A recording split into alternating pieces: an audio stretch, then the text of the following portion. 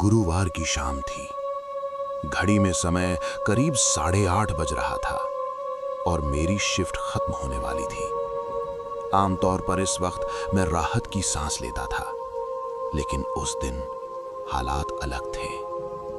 पिछले कुछ हफ्तों से हमारी टीम अधूरी थी। एक डिलीवरी बॉय अचानक गायब, ना कॉल उठाता, ना मैसेज का जवाब। मैनेजर ने कहा था कि शायद उसने नौकरी छोड़ दी होगी, लेकिन किसी को यकीन नहीं था। नतीजा ये हुआ कि बाकी सबको ओवरटाइम करना पड़ रहा था। मैं थका हुआ था, पैरों में दर्द था, दिमाग बस घर पहुंचने की सोच रहा था।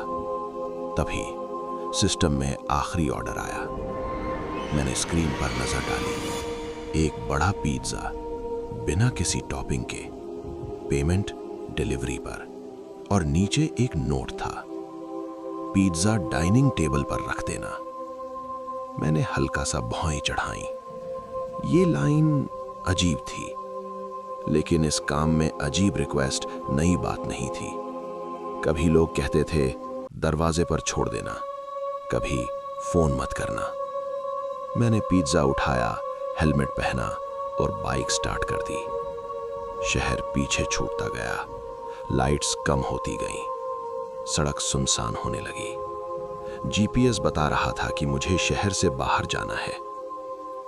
शायद कोई फार्म हाउस होगा, मैंने खुद से कहा।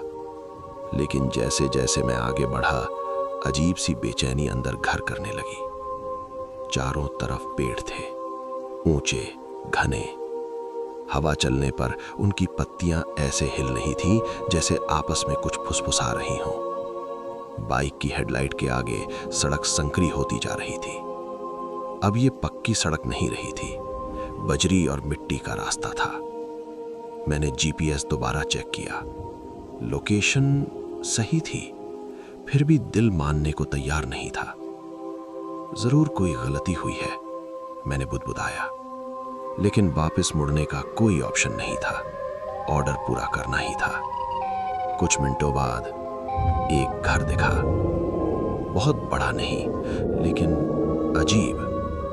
घर के आसपास कोई दूसरी इमारत नहीं थी, न स्ट्रीट लाइट, न कोई आवाज।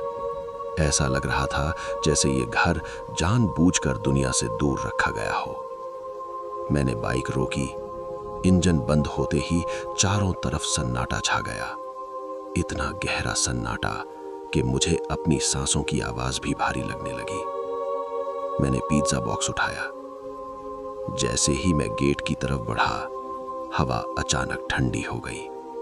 इतनी ठंडी कि मुझे जैकेट के अंदर भी सिहरन महसूस हुई। मैंने सोचा शायद मौसम बदल रहा है, लेकिन दिल जानता था यह सिर्फ मौसम नहीं था। मैं मुख्य दरवाजे के सामने खड़ा था। दरवाजा पुराना था, लकड़ी का।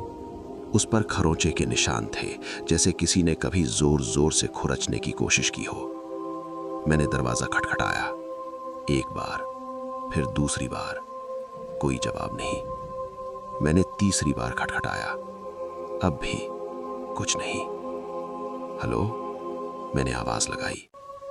मेरी आवाज घर के अंदर कहीं गूंज कर गायब हो गई। मैंने नॉब पर हाथ रखा।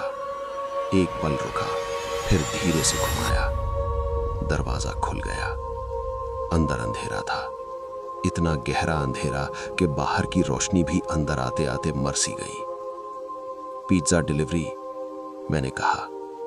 कोई जवाब नहीं। मैंने एक कदम अंदर रखा। फर्श लकड़ी का था।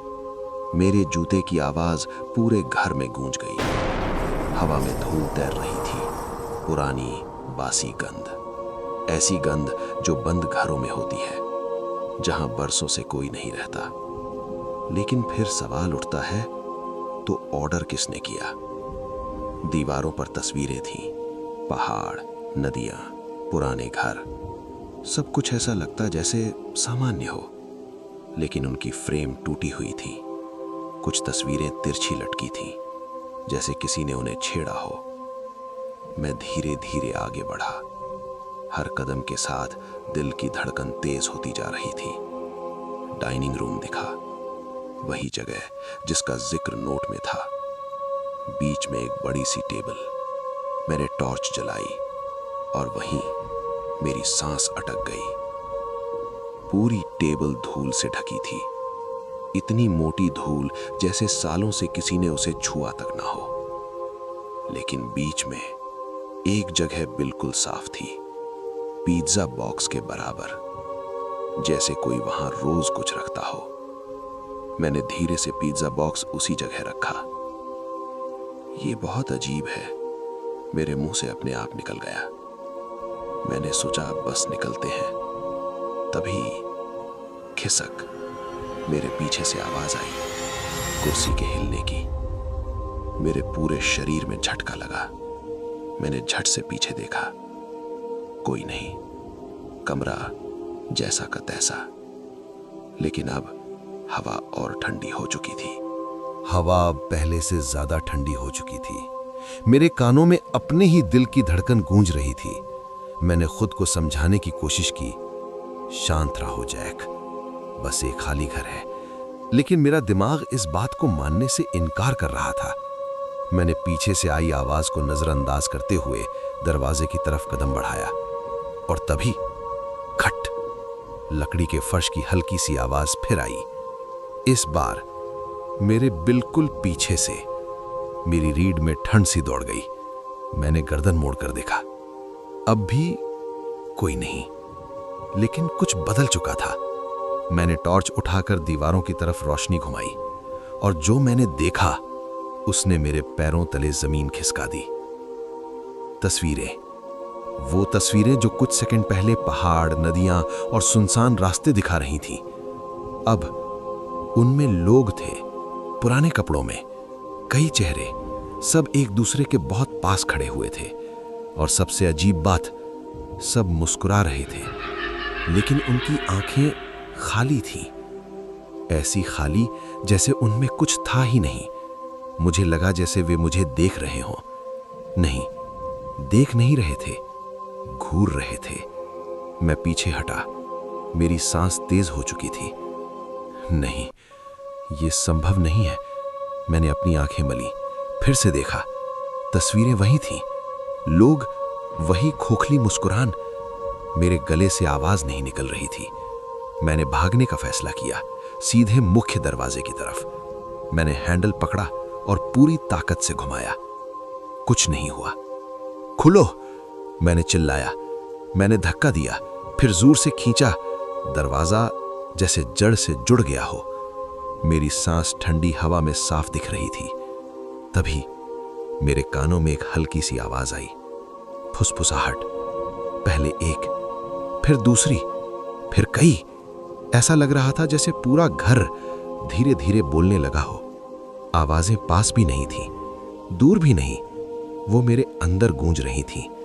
मैंने कानों पर हाथ रख लिए, लेकिन कोई फर्क नहीं पड़ा। और तभी एक औरत की आवाज मेरे कान के बिल्कुल पास, खाना अभी बाकी है। मैं चीख पड़ा। मैं पीछे मुड़ा। कमरा पहले से भी ज्यादा अंधेरा हो चुका था। टॉर्च की रोशनी कांप रही थी। दीवारों पर परछाइयां हिलने लगीं, ऐसी आकृतियां जो इंसान जैसी तो थीं, लेकिन पूरी तरह इंसान नहीं। फिर एक आवाज गूंजी, बच्चे की हंसी, धीमी, टूटी फूटी, ऐसी हंसी जिसमें खुशी नहीं, बस कुछ टूटा हुआ था। मेरे पैर जवाब दे गए। मैं पीछे गिर पड़ा। मेरी पीठ डाइनिंग टेबल से टकराई। ठंडी लकड़ी। मैंने सहारा लेकर उठने की कोशिश की और मेरी नजर टेबल पर गई। पिज्जा बॉक्स खुला हुआ था। मैंने देखा और मेरे शरीर में झटका सा लगा। मेरा दिमाग मना कर रहा था, लेकिन मेरी आंखें जो देख रही थीं उसे झुठला नहीं सकती थी। मैंने मुंह पर हाथ रख लिया। हवा भारी हो गई। मुझे घुटन सी महसूस होने लगी। प्लीज, मेरी आवाज कांप रही थी, मुझे जाने दो। मैं किससे बोल रहा था मुझे खुद नहीं पता। तभी घर कांप उठा। दीवार पर टंगी एक तस्वीर नीचे गिरी। धड़ाम। मैंने उसकी तरफ देखा। उसमें एक परिवार था, एक आदमी, एक औरत, एक छोटी सी बच्ची, तीनों बिना आंखों के। अचानक सब शांत। हवा स्थिर हो गई। परछाइयां गायब, हंसी बंद। ऐसा लगा जैसे किसी ने स्विच ऑफ कर दिया हो। मैं अकेला खड़ा था, या मुझे ऐसा लगा। डाइनिंग रूम की दहलीज पर एक आकृति थी, एक छोटी सी बच्ची, शायद 7 साल की। उसका चेहरा फीका था, आंखें अंदर धसी हुई, लेकिन वो मुझे देख रही थी। उसने हल्की सी मुस्कुराहट के साथ पूछा, क्या तुम हमारे साथ डिनर करोगे? उसकी आवाज में मासूमियत थी, और उसी मासूमियत के नीचे कुछ बहुत गहरा, बहुत काला। मैं कुछ नहीं बोल पाया, मेरे पैर जड़ हो चुके थे। उसने एक कदम आगे बढ़ाया, हवा फिर से भारी हो गई। तुम हमारे मेहमान हो, उसने कहा। फिर उसने अपना सिर घुमाया, इतना ज्यादा कि मेरा दिमाग समझ ही नहीं पाया। उसका चेहरा अब उसकी पीठ की तरफ था। मैंने पूरी हिम्मत जुटाकर कहा, मैं यहां का नहीं हूं। मेरी आवाज में डर साफ झलक रहा था। वो बच्ची बस मुस्कुराई। उस मुस्कुराहट में कोई खुशी नहीं थी। कोई भी यहां का नहीं होता, उसने कहा, जब तक वो यहां से चला न जाए। फिर वो पीछे हट गई और गायब हो गई। कमरा फिर से वैसा ही लगने लगा, खामोश, धूल भरा, जैसे कुछ हुआ ही ना हो। लेकिन मेरा दिल जानता था कुछ बहुत गलत हो चुका था। कमरे में सन्नाटा था, इतना गहरा कि मुझे अपनी धड़कन भी किसी और की लग रही थी। वो बच्ची गायब हो चुकी थी, लेकिन उसका सवाल अब भी हवा में तैर रहा था। क्या तुम हमारे साथ डिनर करोगे? मैं अकेला खड़ा था, या कम से कम मुझे ऐसा लग रहा था। मैंने चारों तरफ देखा, धूल, पुरानी दीवारें, टूटी खिड़कियां, सब वैसा ही था जैसा पहले। लेकिन अब घर मुझे देख रहा था। मेरे पैरों ने खुद ब खुद पीछे हटना शुरू किया। मैं दरवाजे की तरफ बढ़ा। हर कदम भारी लग रहा था, जैसे फर्श मुझे पकड़कर रोक रहा हो। मैंने हैंडल पकड़ा, धीरे से खींचा। इस बार दरवाजा खुल गया। मेरे अंदर एक अजीब सी राहत दौड़ गई। थैंक गॉड, मैंने बुदबुदाया। मैं बाहर निकलने ही वाला था, तभी मेरे पीछे से आवाज आई, बहुत धीमी, बहुत पास। खाना ठंडा हो जाएगा। मैं जम गया, मेरी सांस अटक गई। मैंने धीरे धीरे सिर घुमाया। डाइनिंग टेबल अब खाली नहीं थी। वो पिज्जा बॉक्स खुला हुआ था। मैंने टॉर्च की रोशनी उस पर डाली और मेरी आंखें फैल गईं। जो कुछ भी उस बॉक्स के अंदर था वो वैसा नहीं था जैसा पिज्जा होना चाहिए। मैंने तुरंत टॉर्च हटा ली। मेरा दिमाग इनकार कर रहा था, नहीं, ये सच नहीं हो सकता। मेरे पेट में मरोड़ उठी। कमरे की हवा और भी भारी हो गई। फुसफुसाहटें वापस आने लगी। अब वे बिखरी हुई नहीं थी, वे साथ साथ बोल रही थी, एक ही बात, मेहमान भूखे नहीं जाते। मेरे हाथ कांप रहे थे। मेरे पैर अब भी दरवाजे के पास थे, बस एक कदम, लेकिन मैं हिल नहीं पाया। तभी मुझे एहसास हुआ, समय कुछ गड़बड़ था। मेरे फोन की स्क्रीन जल रही थी। मैंने घबराकर उसे देखा। समय 2:14। मैं चौंक गया। ये कैसे हो सकता है? मुझे याद था मैं तो यहां आए कुछ ही मिनट हुए थे। फोन अचानक बज उठा। उसकी आवाज इस सन्नाटे में हथौड़े जैसी लगी। मैंने कांपते हाथों से फोन उठाया। हेलो? दूसरी तरफ से आवाज आई, जैक, तुम कहाँ हो? ये मेरे मैनेजर की आवाज थी। तुम 2 घंटे से बाहर हो, कोई अपडेट नहीं, कोई कॉल नहीं। 2 घंटे? मेरी आवाज टूट गई। नहीं, ऐसा नहीं हो सकता। मैंने चारों तरफ देखा, सब कुछ वैसा ही था। जैक, मैनेजर ने कहा, तुम ठीक हो ना? मैंने जवाब देने की कोशिश की, लेकिन मेरी नजर डाइनिंग टेबल पर चली गई। पिज्जा बॉक्स अब बंद था। मैंने धीरे धीरे उसे खोला। मेरा दिल सीधे गले में आ गया। अंदर कुछ भी नहीं था, पूरा बॉक्स खाली था। किसने खाया? मेरे होंठ फुसफुसाए। जैक, सुन रहे हो? फोन से आवाज आई। मैंने घबरा कर कहा, मुझे यहां से निकलना है। ये जगह, ये घर। कौन सा घर? मैनेजर ने पूछा। मैं रुक गया। मेरे दिमाग में उस पते की तस्वीर लाने की कोशिश की, लेकिन कुछ नहीं। जैसे किसी ने मेरी यादों से वो जानकारी मिटा दी हो। मुझे याद नहीं आ रहा। मेरी आंखें भर आईं। जैक, शांत हो जाओ, मैनेजर बोला। सिस्टम में दिखा रहा है कि तुम्हारे नाम से एक ऑर्डर प्लेस हुआ है। मेरे दिल की धड़कन रुक सी गई। क्या? मेरे मुंह से निकला। हाँ, उसने कहा, ऑर्डर तुम्हारे नंबर से, तुम्हारे अकाउंट से। फोन मेरे हाथ से छूटते छूटते बचा। मैंने स्क्रीन पर ऑर्डर डिटेल्स देखी। नाम जैक। मुझे चक्कर आने लगा। नहीं, मैंने नहीं किया। मैंने फोन कसकर पकड़ा और तभी मुझे महसूस हुआ कमरे की हवा पीछे की तरफ खिंच रही थी, जैसे कोई सांस ले रहा हो। मैंने धीरे धीरे सिर घुमाया। दरवाजा खुला हुआ था, पूरा, बिल्कुल खुला। बाहर अंधेरा था, लेकिन अब वो अंधेरा मुझे डरावना नहीं लग रहा था। वो आजादी जैसा लग रहा था। मैंने एक पल भी नहीं सोचा। मैं भागा पूरी ताकत से, जैसे मेरी जिंदगी उस दरवाजे के पार हो। जैसे ही मैंने बाहर कदम रखा, सब कुछ एक झटके में बदल गया। मैं सड़क पर था, ठंडी हवा, खुला आसमान। पीछे मुड़कर देखा, घर अब भी वही था, शांत, साधारण, जैसे कुछ हुआ ही ना हो। मैं बाइक तक पहुंचा, हाथ कांपते हुए इंजन स्टार्ट किया और बिना पीछे देखे वहां से निकल गया। अगले दिन मुझे सच पता चला। वो डिलीवरी बॉय जो हफ्तों से गायब था, वो जिंदा था और उसने भी बिल्कुल वही कहानी सुनाई। वही घर, वही ऑर्डर और वही डिनर। अगले दिन मैं काम पर नहीं गया। सच कहूं तो मैं घर से बाहर ही नहीं निकल पाया। दिमाग बार बार उसी घर में लौट जाता। वो बच्ची, वो सवाल और वो पिज्जा। मुझे नींद नहीं आई थी। आंखें बंद करता तो डाइनिंग टेबल दिखती। मैंने आखिरकार हिम्मत जुटाई और मैनेजर को फोन किया। आप उस डिलीवरी बॉय से मिलवा सकते हो जो कुछ हफ्तों से गायब था? मैंने पूछा। लाइन के उस तरफ कुछ पल की चुप्पी थी।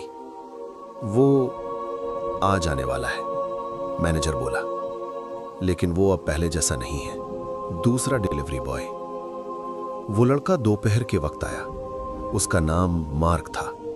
चेहरा थका हुआ, आंखों के नीचे गहरे साए। वो मुझसे नजर मिलाने से बच रहा था। मैंने उससे पूछा, क्या तुम्हें भी एक अजीब घर में डिलीवरी करनी पड़ी थी? उसने धीरे से सिर हिलाया। शहर से बाहर, उसने कहा। एक बड़ा पिज्जा, बिना टॉपिंग के। मेरे रोंगटे खड़े हो गए।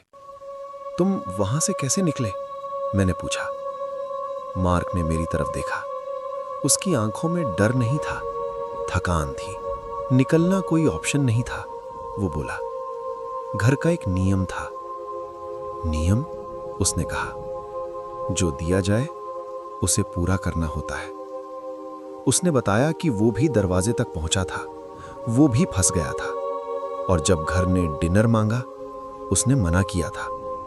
मैंने भागने की कोशिश की, मार्क बोला, लेकिन जितना भागता घर उतना बड़ा होता जाता।